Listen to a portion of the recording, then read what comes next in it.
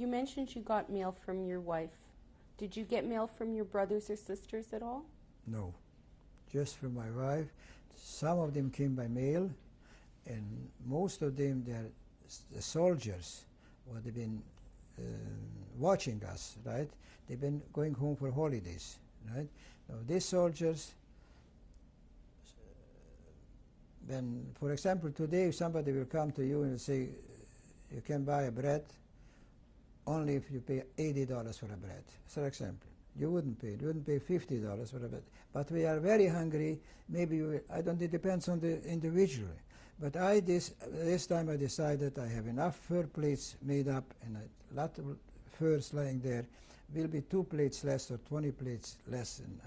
And a bread, when they came to me, there was a time where the kitchen didn't work or whatever they gave, eat wasn't too much, and was hungry. I have to work in the cold the whole day. I decided whatever it happens, I have to buy it. They came, a bread cost whatever it cost. I don't remember whatever it cost. Just to tell you, horrible-ish prices. I said yes. How much is a concept? They always had something they stole from us, or sometimes they had to give a whole bread. They give us a half bread. Other half they sold it, whatever. The Ukrainians for gold, whatever, the soldiers.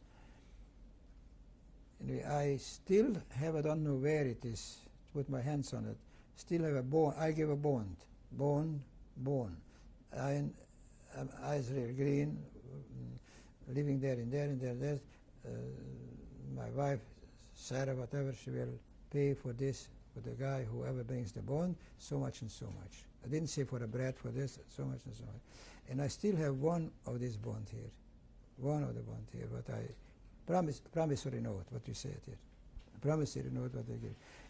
I would say, I mean, I believe in God, whatever, but still say it helped a lot. Very much helped this. I wasn't stingy, and I always want to come home. I always said, I want to come home, I must come home, I want to come home. And I was lucky one, that's all. How many people died there? How many left there? How many? My brother-in-law, my wife's brother, he had a good job. It was a mechanic. I don't know if you mentioned it there. It was a mechanic. Somebody got a job at repair tanks. Fine job. Came a Russian bomb. Boom. I thought a tailor was there. He had a very good job because he was a tailor. He didn't have to go out. I just let the flyers came, the Russian flyers. He went out. Life was, it's a war. Life was no compared to Auschwitz or to whatever people went through.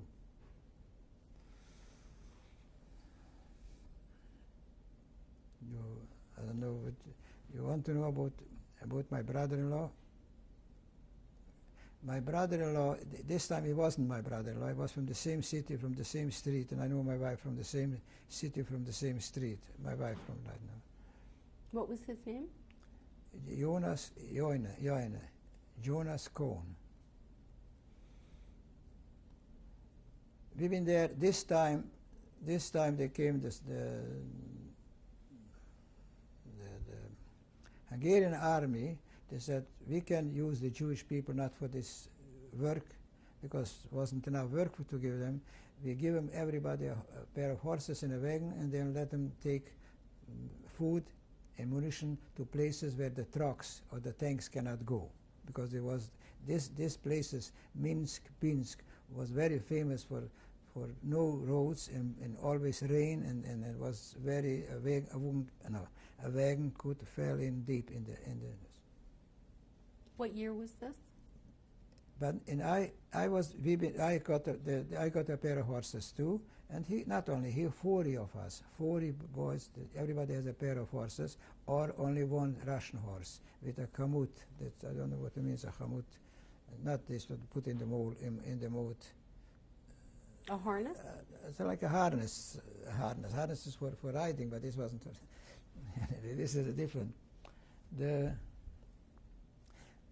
Some of them got 2 horses, some of them 1 horse. Let's put it this way, with a wagon. We came to a place called Jatrovice. Jatrovice is 30 miles from Pinsk, very big city, big city, a lot of Jewish people been there. And then comes Luninets. This is a place where all the trains came in. From there they went on different stations. And from Luninets, 8 miles was Jatrovice. From Pinsk was 28, 30 miles. From Luninets, 8 miles. Jatrovice. There we've been staying. And one day, wherever was the time, even I had a horse, it wasn't such a bad thing to have a horse and horses and this. And I know the guy who was in the kitchen, he went for food to another city. I don't remember a village or a city where the Hungarian central was, a soldier, you know, and to bring food for the people. I don't know, he asked me or asked, I knew about that they need some help, so I went to it, okay. We went there over like for a day or 1.5 days it took. Okay. We came back, then the boys told me, you have not been here, your landsman was shot. Kohn Jonas was shot. From who was shot? From the partisan. Who do we come to, what the business would they have the partisans? We need hay for the horses. We didn't have hay, we didn't bring from Hungarian hay enough. So one maybe from the Jatrovice was a spy, or it wasn't a spy, he was good with the soldiers there. He told me, you know, hay is hidden in the end of the forest, in the bushes. There you can have hay. Maybe the other way, he took his mother-in-law, Alta Babushka, and she went there to the partisans through another way instead of, be careful, they're coming to take away our hay. You know, possible. Anyway, they took 2 soldiers with the guns and two, but we didn't have guns, and 2 Jewish boys with a yellow gun. And they went for hay. And they soon they arrived there to the bushes, and the forest was, on the other side was a forest. And the partisans came out. Before they had time to even to take the gun, because they put the gun on the wagon and they start to load, or they didn't start, I don't know exactly. Partisans came, they shot all the 4. So one of them was my brother-in-law. The other Jewish boy, I heard about it, but he was a Kivételezett. He had a white band. Why? What it means is he was geschmat. He was converted. But the converted, they took them too. But if I would know if he has parents or whatever, and he is buried with another soldiers at the site where the cemetery is. Okay. And they told me that Jonas Konvas, what happened? This one is. And they told me they brought him in to the place where he had a stable and was there still alive. And then he died. The next day, there was 4 of us, 10 boys, that made a wooden casket and put him in the wooden casket as he was there, and they put him and they buried him in the place where he was staying beside the fence. Maybe 3 days later or 4 days later, we had to move because we moved because the Russian came. We had to move. And I know that. I always said why he got helped. We are married and children and grandchildren. Why? And after I was already married to my wife, his brother. You understand? His sister. Anyway, we've been afraid to touch it because we've been afraid with the Russian. If you go to the Russian there and say what our problem is, we want to take out the remains from this and this, the Russian. Our partisans all shot them. You are coming. We have generals. They've been. Nobody cares from it. You are coming, and they would put us in jail as spies. The Russian, you communists, easy. Why didn't you come to us? Why did you run with the Russians, with the Hungarians? Why did you come out to help us? Why didn't you come to be a spy? A lot of stories that I can tell you. We've been afraid. From here, we've been afraid to do it. Suddenly, a guy, I didn't see him for 53 years, Sandrovich is his name. He lives in New York. He has a son married here to Mr. Marder. And the son buy from us, they've got their apartment buildings. And I asked him, from where are you? And he short, he said, Sandrovich, the name, because this witch is from our part of the... And I asked him, didn't you have a father who was in Ukraine? Yes, a father. And this is the father who was with me together in Ukraine all the time, not only in Jatrovitz. He said, my father is coming a week or 2 weeks, whatever, to a wedding here.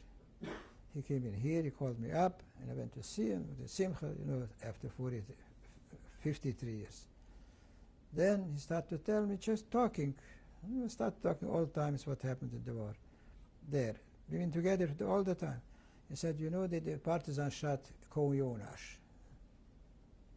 Hakken Kopperang, Ko Jonas. The Ko Jonas is my brother-in-law right now, I told him we buried him, we've been 10 boys, we made Kaddish, and we put even a little plate on the grave, but he buried him as it is. We didn't have any other, put on, Jewish customs, put on everything was there. We buried him across from the school, at the place where he was living, and at the fence. At the fence. Anyway, I told you the story, what I did. I put in an ad in the paper here, a Russian Jewish paper. The Russian Jews has a paper. If somebody comes from Luninets or Jatrovitz, who knows, or Pinsk, Luninets, I would like to talk to him. After that was there, somebody called me, a woman called me, she's from Pinsk, and what would you like to know? I told them it's not a telephone item. I would like if you give me permission to come to your home. I said, okay. I came to her home. She is Ukrainian, Russian, from Pinsk. She knows where Luninets is. She doesn't know exactly Jatrovitz is a village. What do I want? And I told her my story. I said, here's in this and this and this happens. And what would you like? So if it's possible, maybe I will bury him, take him out from there. There is no cemetery. We'll put him in Pinsk. There's a Jewish cemetery.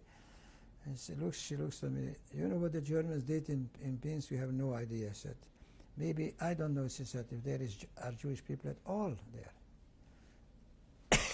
And she said, my father will know more about it.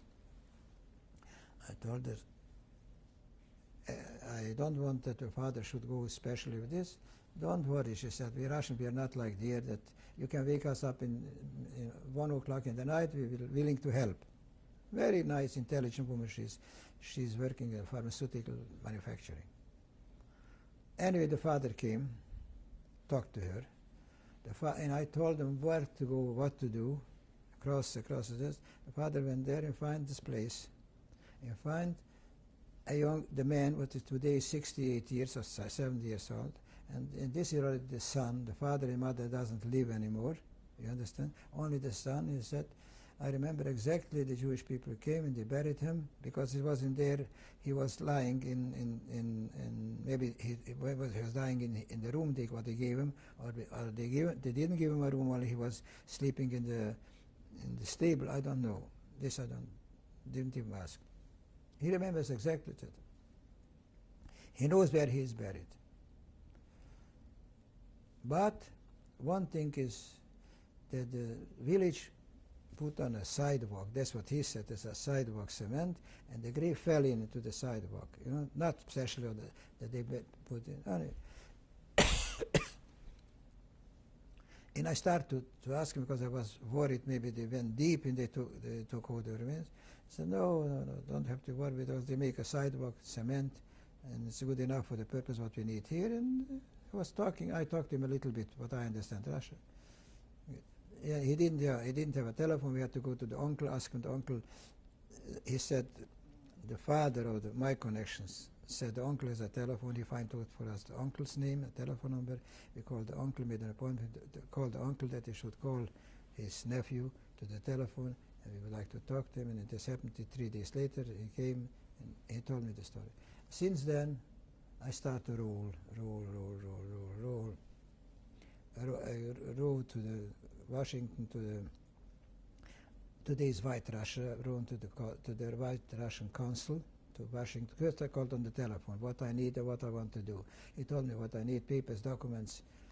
I sent in all the documents by fax number to Washington, everything. He faxed back that will take 5 weeks or 6 weeks. And we took maybe 7 weeks, and then another consul took it over, and the permission came. Permission from the government, from Minsk, from the White Russian government. It says remains of Jonas Cohn, and etc., etc. It's only from there I have to go to the local authority there in Luninets. In between, I asked the woman's father, isn't there Jewish people in Minsk? Impossible. I asked the daughter, he should ask the father on telephone, always telephone, you know how much telephone it cost. Mr. Green, she called me, I have good news. My father said, there is a synagogue, they're building a synagogue, not from the new, an old synagogue, they're rebuilding, and there is a rabbi, but the rabbi is not steadily here, the rabbi lives in New York, and his name is Rabbi Berman, and this is a telephone number. My connection's father, you understand, the Russian guy, find out from me, there's Jewish people with the rabbi with the synagogue. Right away I contact the rabbi, and I told him who I am, what I am, a very fine man. Said, he's a New York man, but he speaks Russian, I don't know how. And speaks Yiddish, English. Okay. Anyway, talked back and forth, and he went back there, he went back to the grave. He find the grave, he find the man there, and I start to work. I had a permission already. The village wanted 450,000 ruble for the contract to break up the cement and open up. I said, everything I will pay. It says $500. Shortly, July the 7th, I went to New York. I hired I wanted to go myself there. My wife and my daughter said, no, it's too much for me. I did enough. I can do it with somebody else. We hired a special man, Jewish man from a holy Hever Kaddish. I don't know if you know what Hever Kaddish is. And they offered me this man because he was working when he was younger, he was working in the army. He did this type of job, and he's new, and he's, according to the halacha, he just does everything what the halacha says. You understand the Jewish law? And he came in here, and I spoke to him. I want so much and so much. I don't want to say how much he wants. It's a very delicate job, and to stay in a grave and to do a job like this. And I agreed with him, and July the 7th I went to Israel with my sister-in-law. We're supposed to, Monday he's supposed to, they opened up the grave, the contractor, everybody was there, the rabbi was there a week before already, and everything was there. He opened up and took out, and took with him a casket from Israel. He came to the, this is short, came to Minsk to fly back to Israel at Monday night. This means the 8th of July. The Israeli embassy said, you didn't ask permission from us. Said, we didn't know that, because this man Eckstein, he said, he did already quite a few jobs from Poland and from other places, never had problem. And the woman, she's looking after this in the Israeli embassy in Minsk. And the woman, somehow he was very excited, and somehow she went out. She couldn't talk to her anymore. The El Al plane left, and they put him in a room in El Al office till Thursday night. No, Wednesday night. Thursday, after it's supposed to be Monday, Thursday came a Russian plane. Then another rabbi from Minsk. There must be a lot of Jewish people. He spoke English to me, very nice. He promised me, I saw the excitement. Said, don't worry, I can arrange for it. No money is a question. No, I will arrange everything. He arranged everything. Thursday, 10 o'clock, my sister rang the telephone. The secretary from the rabbi called me that the plane will leave in 11 o'clock, and the casket is on the plane, and everything is arranged, and the papers are, give me a name, a Russian name, who has the papers with him, and don't worry anymore, and everything is arranged. We've been out in the Lud.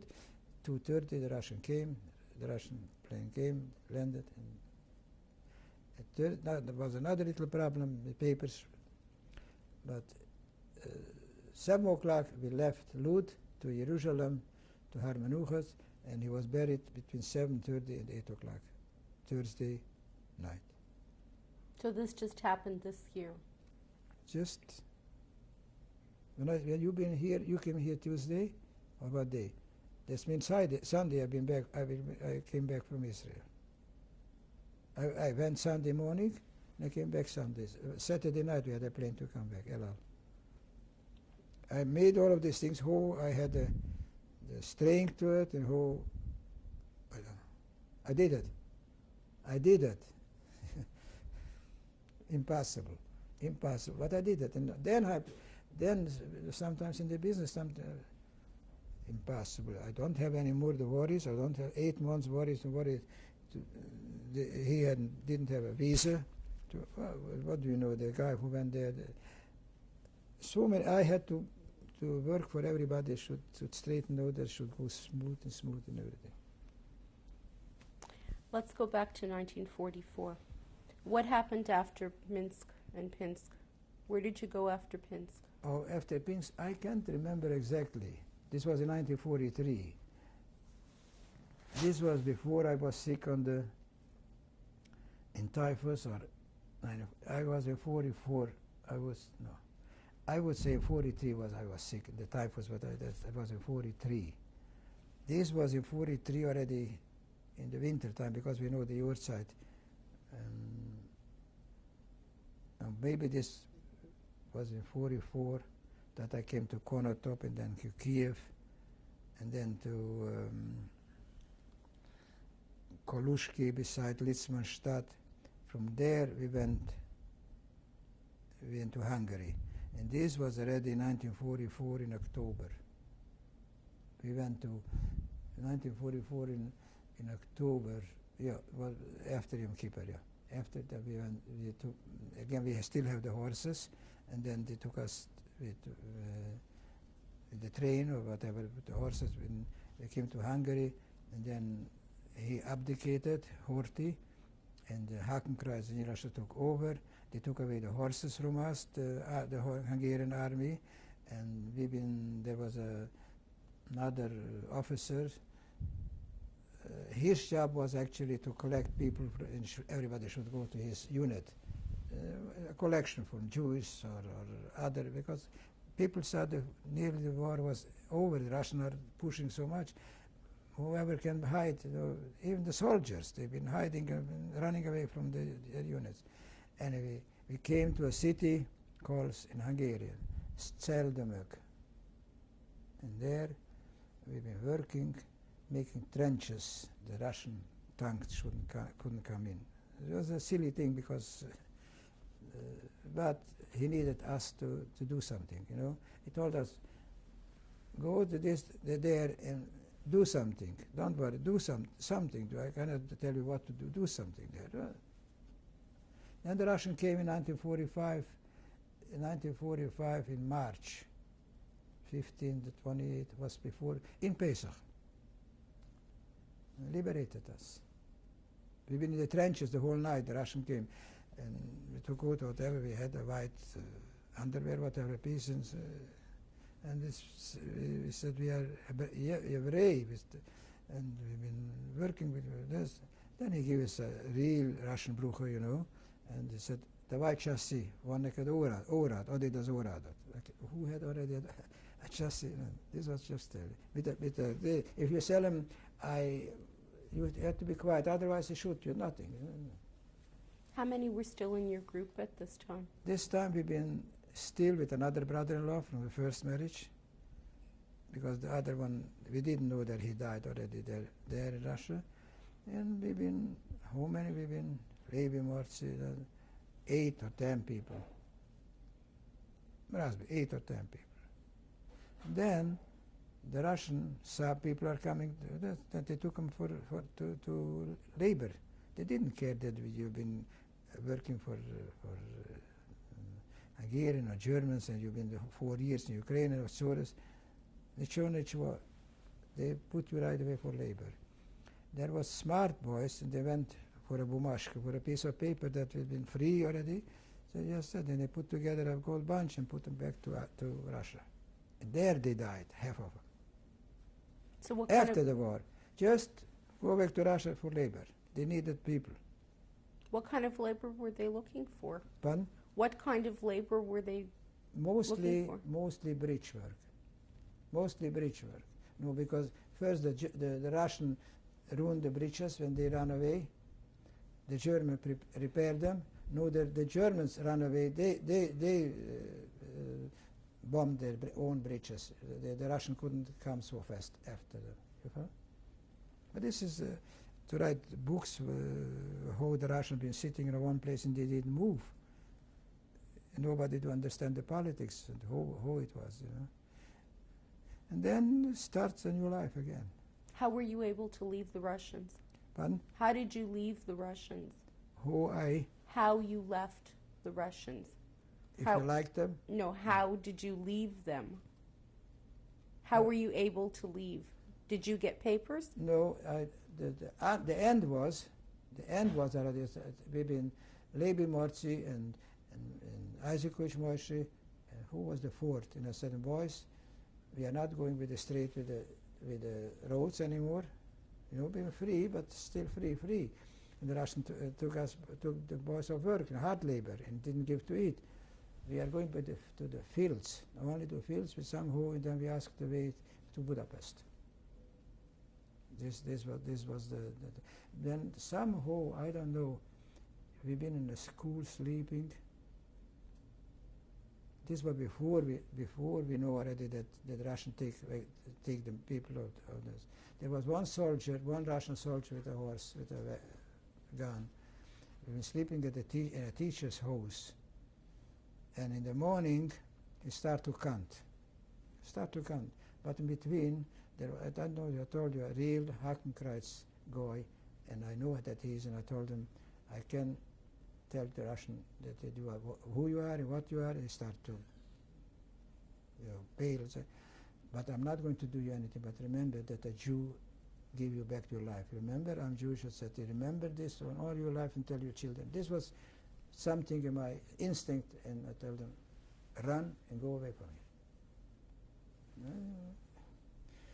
Just think like this. And a lot of people, they did everything, finish them up.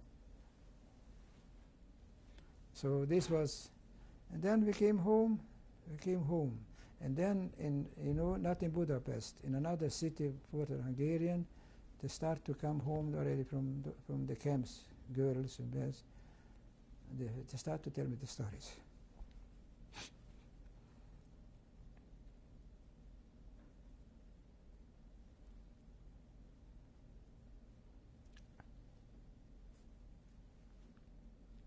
I came home. I went to my city. Yes, I went to my city, and I saw the store where I had the place, and I went in the back.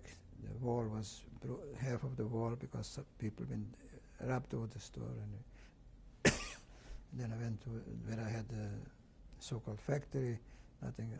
One place, a Gentile, they threw over first, and they threw over to him 2 machines, 2 heads on the heads, fur machines. It was in his, but he hid it under the wood, cut wood and at the wall and wood in the front. They couldn't see it, and I came in with a big stick.